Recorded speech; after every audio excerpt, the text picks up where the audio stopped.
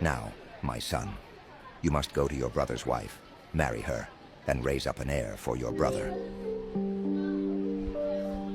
According to custom, known as the Levirate law, Judah commands his second son, Onan, to take Tamar as his wife and produce an heir in her's name.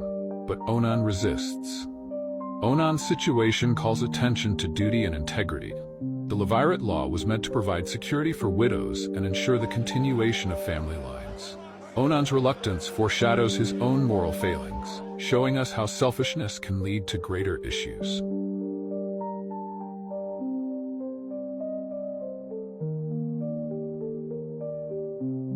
Onan, unwilling to fulfill his duty, abuses the relationship with Tamar while avoiding his responsibility to produce an heir. But Onan knew that the heir would not be his, so whenever he went into his brother's wife, he emitted on the ground to avoid giving an heir to his brother.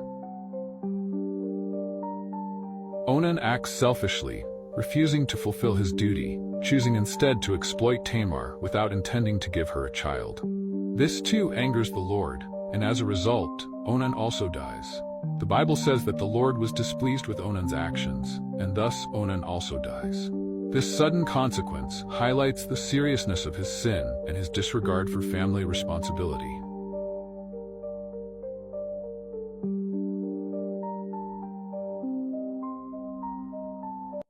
Remain a widow in your father's house until my son Shelah grows up.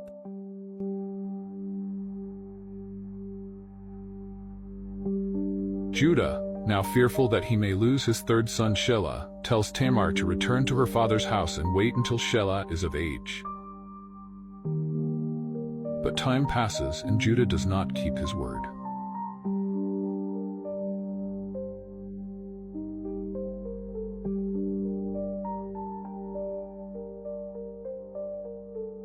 After some time had passed, Judah's wife, the daughter of Shua, died.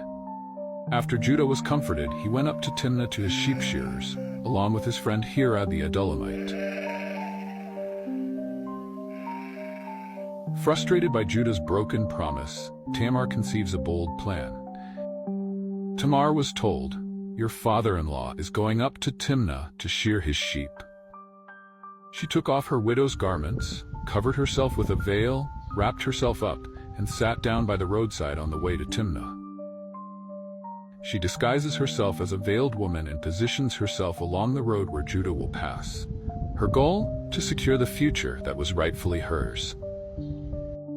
For she saw that Shelah had grown up, yet she had not been given to him as a wife. When Judah saw her, he thought she was a harlot, for she had covered her face.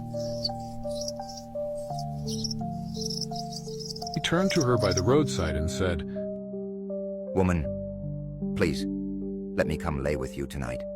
Not realizing she was his daughter-in-law. "What will you give me that you may come into me?" "I will send you a young goat from the flock." "Will you give me a pledge until you send it?" "What pledge shall I give you?" "Your signet, cord, and staff that is in your hand." He gave them to her, went in to her, and she conceived by him. She then got up, left, removed her veil, and put back on her widow's garments. Judah was unaware that this woman was Tamar, agreed to her terms, leaving his staff, seal, and cord as a pledge for payment. They are unaware that this moment will become pivotal in the lineage of Israel.